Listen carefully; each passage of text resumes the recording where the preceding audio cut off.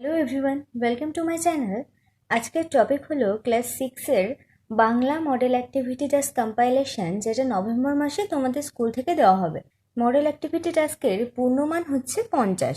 এটাই কিন্তু তোমাদের ফাইনাল মডেল অ্যাক্টিভিটি টাস্ক, অর্থাৎ এরপর 2021 সালে তোমাদের আর কোনো মডেল অ্যাক্টিভিটি টাস্ক দেওয়া হবে না।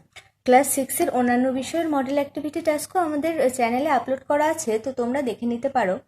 আর প্লেলিস্টের লিঙ্ক ডেসক্রিপশন বক্সে দেওয়া থাকবে। তো চলো শুরু করা যায়। এক দাগে দেখো বলেছে ঠিক উত্তরটি বেছে নিয়ে লেখো। এখানে দেখো 5টি প্রশ্ন রয়েছে এবং প্রতিটি প্রশ্নের মান হচ্ছে 1 করে। দেখো 1.1 বলছে ভর দুপুরে কবিতায় শুকনো খড়ের আঁটি রয়েছে কোথায়? দেখো অপশন রয়েছে ক অশ্বত্থ গাছের নিচে, খ মাঠে, গ গোলা ঘরে, আর ঘ নৌকার খোলে। তো এখানে সঠিক উত্তর হবে হচ্ছে ঘ নৌকোর খোলে। 1.2 এর প্রশ্ন দেখো তাকে আসতে বলবে কাল। আসতে বলা হয়েছে কাকে? দেখো অপশন রয়েছে ক শঙ্কর সেনাপতিকে, খ অভিমন্যু সেনাপতিকে, গ বিভীষণ দাসকে, আর ঘ 55 অপেরার মালিককে। তো এখানে সঠিক উত্তর হবে হচ্ছে অপশন খ অভিমন্যু সেনাপতিকে। এবার দেখো 1.3 আকাশে নয়ন তুলে দাঁড়িয়ে আছে কি?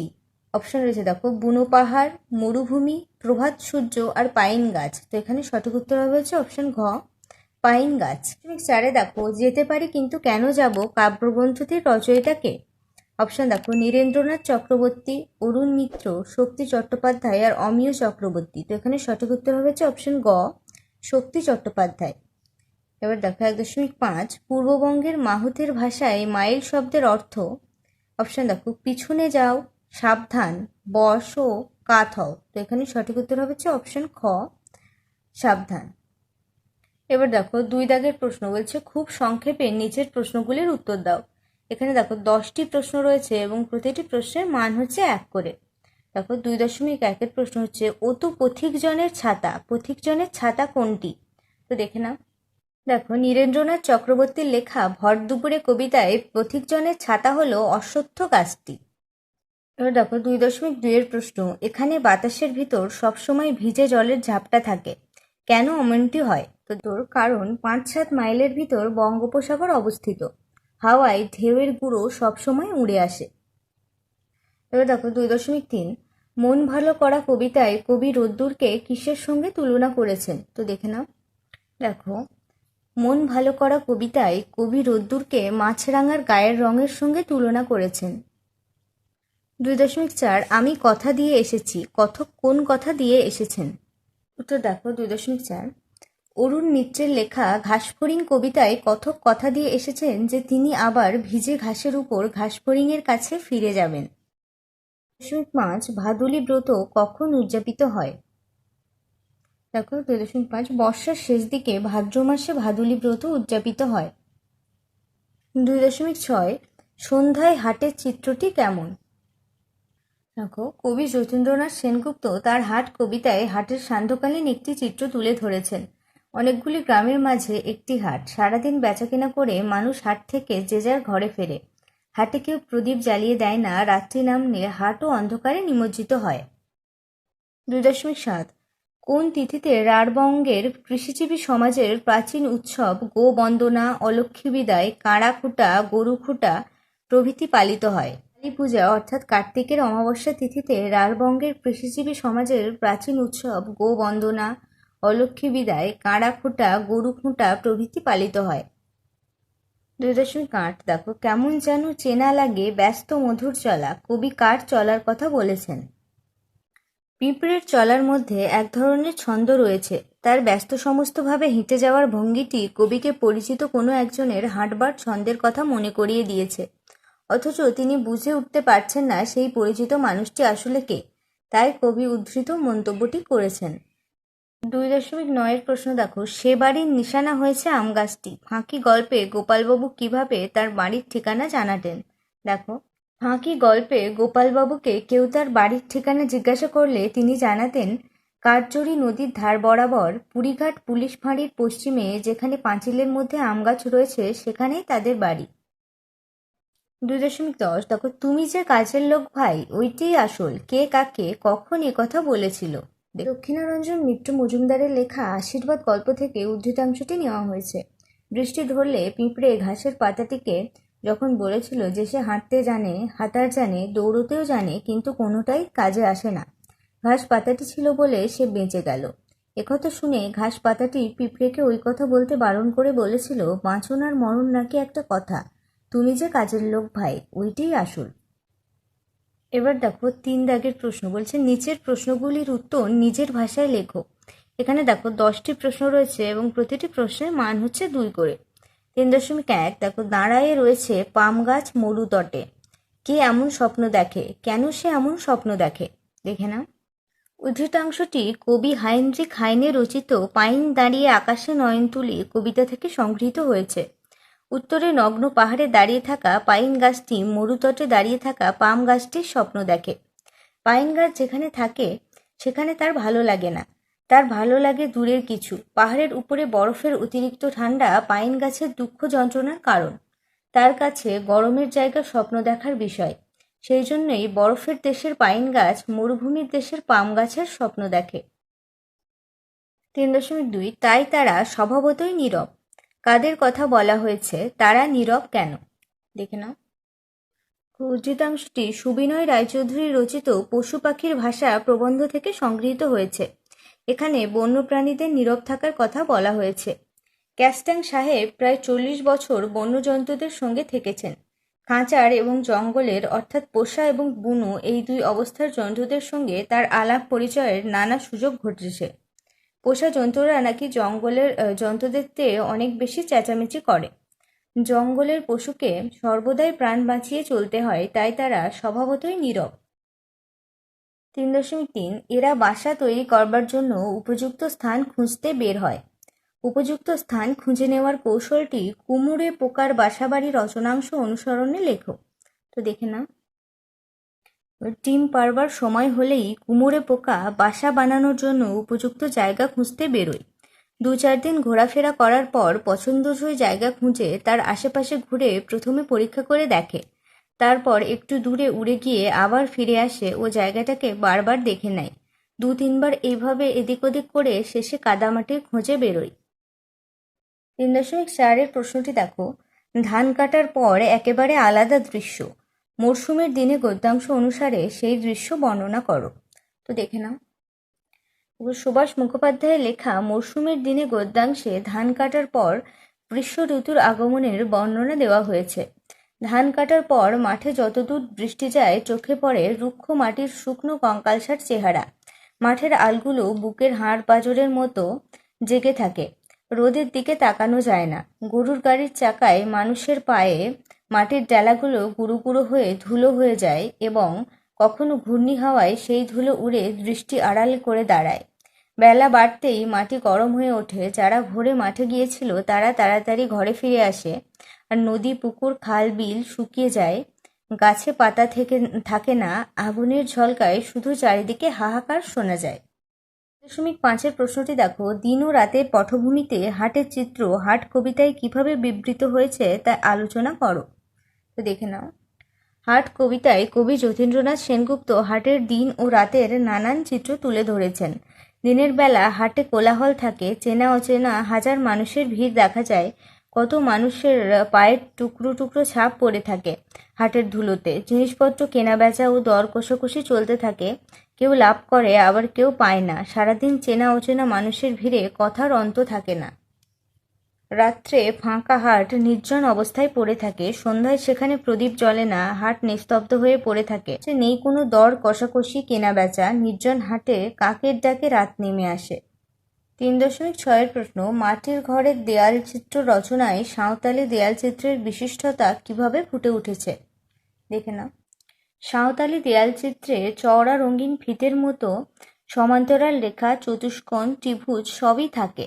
চতুষ্কোণের ভিতরে চতুষ্কোণ অথবা ত্রিভুজের ভিতরে ত্রিভুজ বসিয়ে সাধারণত নকশা করা হয়। ঘরের চারপাশে ঘিরে থাকা মূল বেদিটিকে কালো রং করে তার সমান্তরালে বিঘতখানিক চওড়া একটি গেরুয়া রেখা টানা হয়। আবার তার উপরে সমান ছাদ দিয়ে আরেকটি সমান্তরাল কালো রেখা টানা হয়। এর উপরে সাদা, আকাশি, গেরুয়া বা হলদে রঙের রেখা দিয়ে চতুষ্কোণ বা ত্রিভুজ পাশাপাশি বসিয়ে দেয়াল ভরিয়ে তোলা হয়। সাধারণত এভাবে মাটি থেকে 6 ফুট পর্যন্ত উচ্চতায় চিত্রণটি বিস্তৃত হয়। এবার দেখো 3.7-এর প্রশ্ন, পিঁপড়ে কবিতায় পতঙ্গটির প্রতি কবির গভীর ভালোবাসার প্রকাশ ঘটেছে, আলোচনা করো। দেখে নাও। পিঁপড়ে কবিতায় কবি অমিয় চক্রবর্তীর পিঁপড়ের মতো এই ছোট্ট প্রাণীটির প্রতি ভালোবাসা ও মমত্ববোধ ফুটে উঠেছে। কবির মতে যে যতই ছোট প্রাণী হোক না কেন, এই পৃথিবীতে বেঁচে থাকার তার সমান অধিকার রয়েছে। এই ক্ষণস্থায়ী জীবনে সকলে মিলেমিশে আনন্দে থাকার মধ্যেই কবি জীবনের পরম সার্থকতা উপলব্ধি করতে পেরেছেন। 3.8-এর প্রশ্ন দেখো, ফাঁকি গল্পের অন্যতম প্রধান চরিত্র একটি নিরীহ নিরপরাধ আম গাছ। স্মৃতিটি কতদূর সমর্থনযোগ্য? লেখক রাজকিশোর পট্টনায়ক রচিত ফাঁকি গল্পের কেন্দ্রবিন্দু ছিল একটি আম গাছ। গোপালের বাবার তৈরি একটি কলম চারা থেকে ধীরে ধীরে গাছটি বড় হয়ে ওঠে এবং একসময় সেই গাছটি বিশাল জায়গা জুড়ে বিস্তার করেছিল এবং বিশাল আকারের এই আম গাছটি গোপালের বাড়ির নিশানায় পরিণত হয়। একদিন আষাঢ়ের ঝড়ে গাছটি পড়ে গেলে শুধু গোপালদের বাড়ির লোক নয়, বরং পাড়ার সব লোক দুঃখ প্রকাশ করে। তারপর সবাই লক্ষ্য করে গাছটির একধার উইপোকা খেয়ে নিয়েছিল, অথচ কেউ লক্ষ্য করেনি। যদি লক্ষ্য করা হতো তবে গাছটি এভাবে মরে যেত না। তাই গাছটিকে নিরীহ নিরপরাধ বলা সমর্থনযোগ্য। 3.9-এর প্রশ্ন দেখো, পৃথিবী সবারই হোক, এই আশীর্বাদ গল্পে কিভাবে ধ্বনিত হয়েছে? তো দেখে নাও। দক্ষিণারঞ্জন মিত্র মজুমদার রচিত আশীর্বাদ গল্পে বর্ষার শুরুর একটি ছবি ফুটে উঠেছে। যখন বর্ষা নেমেছে, সারা দেশ জল থই থই, তখন একটি পিঁপড়ে আশ্রয় নিয়েছে একটি ঘাসের পাতার উপর।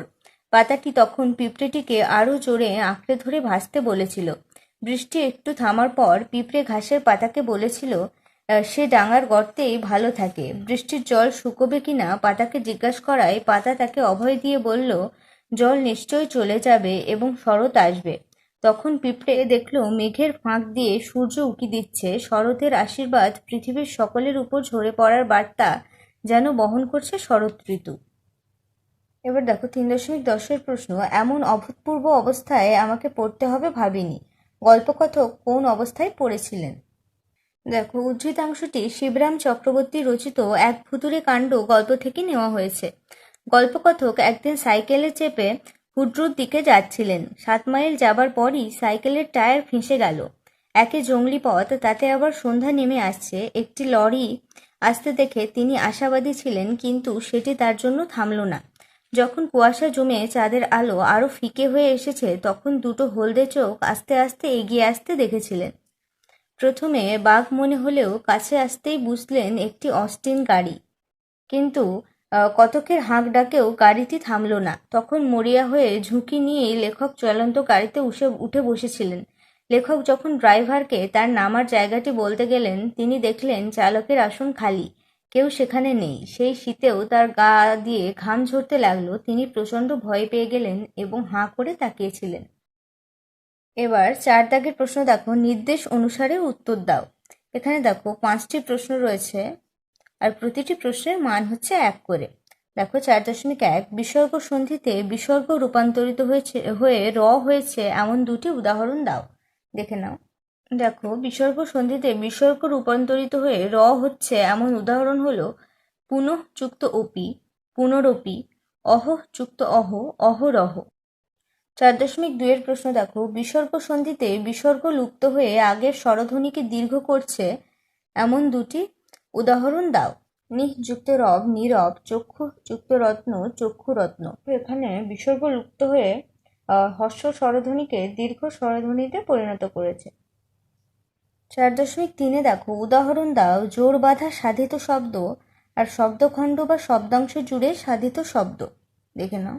জোর বাঁধা সাধিত শব্দ হচ্ছে সিংহাসন, আর শব্দখণ্ড জুড়ে সাধিত শব্দ হচ্ছে ক্ষুদ্রতম। 4.4-এর প্রশ্ন দেখো, সংখ্যাবাচক ও পূরণবাচক শব্দের পার্থক্য কোথায়? দেখে নাও। যে বিশেষণ পদগুলি মূলত বিশেষ্য পদের সংখ্যা বোঝায় তাদের সংখ্যাবাচক শব্দ বলে, যেমন 5টি কলম। এখানে দেখো 5টি, এটা হচ্ছে সংখ্যাবাচক শব্দ। এই 5টি দ্বারা কলমের সংখ্যাকে বোঝানো হয়েছে। এবার দেখো, যে বিশেষণগুলি কোনো বিশেষ্যের সংখ্যাগত ক্রমিক অবস্থান প্রকাশ করে তাদেরই পূরণবাচক শব্দ বলে, যেমন পয়লা বৈশাখ, চতুর্থ ছাত্র। 4.5 দেখো সন্ধি বিচ্ছেদ করো নিরঙ্কুশ। দেখে নাও, দেখো নিরঙ্কুশ নি যুক্ত অঙ্কুশ। এবার দেখো 5 দাগে বলেছে নিচের প্রশ্নগুলির উত্তর দাও। এখানেও দেখো 5টি প্রশ্ন রয়েছে এবং প্রতিটি প্রশ্নের মান হচ্ছে 1 করে। দেখো 5.1 শব্দজাত অনুসর্গগুলিকে বাংলায় কয়টি শ্রেণীতে ভাগ করা যায় এবং কি কি? দেখে নাও, দেখো শব্দজাত অনুসর্গগুলিকে কেউ নাম অনুসর্গ বা কেউ বিশেষ্য অনুসর্গও বলে থাকেন।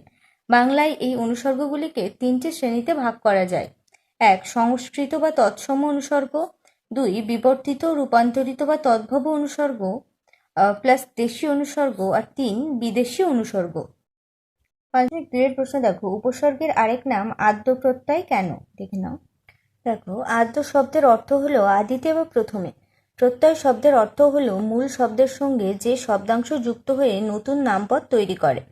মূল শব্দের আদিতে বা প্রথমে বসে যে প্রত্যয় শব্দটির অর্থ বদলে দেয় তাকে আদ্য প্রত্যয় বলে। উপসর্গেও শব্দের প্রথমে বসে শব্দটির অর্থ বদলে দেয়, তাই উপসর্গের আরেক নাম আদ্য প্রত্যয়। এবার দেখো 5.3 এর প্রশ্ন হচ্ছে ধাতু বিভক্তি বলতে কি বোঝো? দেখে নাও, দেখো ধাতুর সঙ্গে যে বিভক্তি যুক্ত হয় সেগুলিকে বলে ধাতু বিভক্তি। এভাবে ক্রিয়াপদ তৈরি হয়। 5.4 দেখো শব্দযুগলের অর্থ পার্থক্য দেখাও। আশা আর স্বর্গ আর স্বর্গ। তো দেখে নাও, দেখো আ দন্তস্ব আকার আশা মানে হচ্ছে আগমন, আর আ তালব্যস্ব আকার আশা মানে হচ্ছে আকাঙ্ক্ষা। দেখো দন্তস্ব গয়রেব স্বর্গ মানে হচ্ছে অধ্যায়, আর দন্ত শয়বয় গয়রেব স্বর্গ মানে হচ্ছে বেহেশত। 5.5 দেখো বলছে পদান্তর করো জগৎ আর জটিল। তো দেখে নাও, দেখো জগতের পদান্তর করলে হবে জাগতিক, আর জটিলের পদান্তর করলে হবে হচ্ছে জটিলতা। এবার দেখো 6 দাগের প্রশ্ন বলেছে অনধিক 100 শব্দে অনুচ্ছেদ রচনা করো বাংলার উৎসব। দেখো অনুচ্ছেদটির প্রশ্ন মান হচ্ছে 5। তো দেখে নাও, দেখো বাংলার উৎসব। কথায় আছে বাঙালির 12 মাসে 13 পার্বণ। বাংলায় যখনই কোনো না কোনোভাবে মনে হয়েছে মিলনের পথ প্রশস্ত করার কথা, তখনই আয়োজন করা হয়েছে উৎসবের। বাংলার উৎসব তালিকা সুদীর্ঘ, আবার সব উৎসব এক ধরনের নয়। উৎসবের প্রকৃতি ও সময় অনুসারে তাকে কয়েকটি ভাগে ভাগ করা হয়, যেমন জাতীয় উৎসব, ধর্মীয় উৎসব, সামাজিক ও পারিবারিক উৎসব আর ঋতু উৎসব। দেখো গণেশ পুজো দিয়ে শুরু করে দুর্গা পুজো, কালী পুজো, লক্ষ্মী পুজো, সরস্বতী পুজো প্রভৃতি হিন্দুদের ধর্মীয় উৎসব। মুসলমানদের ধর্মীয় উৎসব মহরম, ঈদ ইত্যাদি। শিখদের উৎসব গুরু পূর্ণিমা, খ্রিস্টানদের বড়দিন উৎসব। এইসব উৎসবগুলিও এখন বাঙালির নিজের উৎসব হয়ে উঠেছে। বাঙালির ঘরে ঘরে নানান সামাজিক উৎসব পালিত হয়। সামাজিক উৎসবের মধ্যে পড়ে অন্নপ্রাশন, বিবাহ, শ্রাদ্ধ, উপনয়ন ইত্যাদি। এইসব অনুষ্ঠানের মধ্যে দিয়ে বাংলার পরিবার ও সমাজ জীবনের বন্ধন সুদৃঢ় হয়েছে। গ্রীষ্মের শেষে বৃক্ষরোপণ উৎসব, বর্ষায় বর্ষামঙ্গল, শরতে বিজয়োৎসব, হেমন্তে নবান্ন, শীতে পৌষ পার্বণ, মাঘোৎসব, বসন্তে বসন্তোৎসব প্রভৃতি ঋতু উৎসব পালন করা হয়। তো এটাই ছিল ক্লাস 6-এর Bangla model activity task compilation 50 নম্বরের প্রশ্ন উত্তর। তো তোমরা ভালো করে দেখে নাও, কারণ হয়তো এই মডেল অ্যাক্টিভিটি টাস্কের নাম্বারের ভিত্তিতেই তোমাদের মূল্যায়ন হবে। আর ভিডিওটি ভালো লেগে থাকলে অবশ্যই লাইক, কমেন্ট এবং সাবস্ক্রাইব করতে ভুলো না।